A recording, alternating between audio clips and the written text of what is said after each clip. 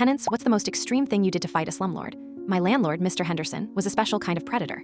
He preyed on single parents and recent immigrants, people he thought wouldn't fight back. My apartment was a disaster zone. The ceiling leaked whenever the upstairs neighbor took a shower, and there was a persistent smell of mold that never went away. Every time I complained, he'd threaten me with a rent increase or eviction. The final straw came in the form of a letter taped to my door. It was a demand for a mandatory tenant-funded structural repair, a $5,000 fee to fix a crack in the building's foundation. It had a 30-day deadline and was vaguely worded, clearly something he'd cooked up himself to squeeze more money out of us. I knew fighting it directly was useless. He'd just evict me, so I decided to comply, maliciously.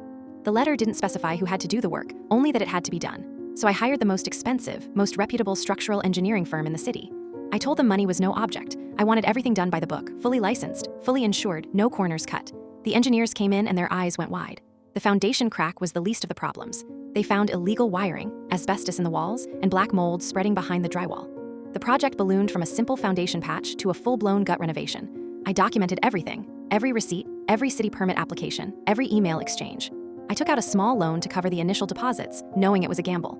Henderson started getting invoices from the contractors. He called me, screaming that I was supposed to use his guy.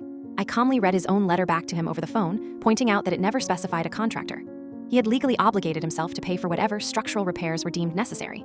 The final bill was just over $150,000. He refused to pay, of course, but I had the signed contract and his own demand letter. I took him to court. While he was drowning in legal fees, I forwarded my entire dossier, the engineer's report, photos of the mold, copies of his illegal notices to the city housing authority and the local news. The story blew up. He was branded the city's worst slumlord. He was forced to sell the building at a massive loss to cover the court-ordered repair bill and the mountain of fines from the city. He was moved to a back office, and now everyone in the office leaves a cheap, plastic Bic pen on my desk every morning.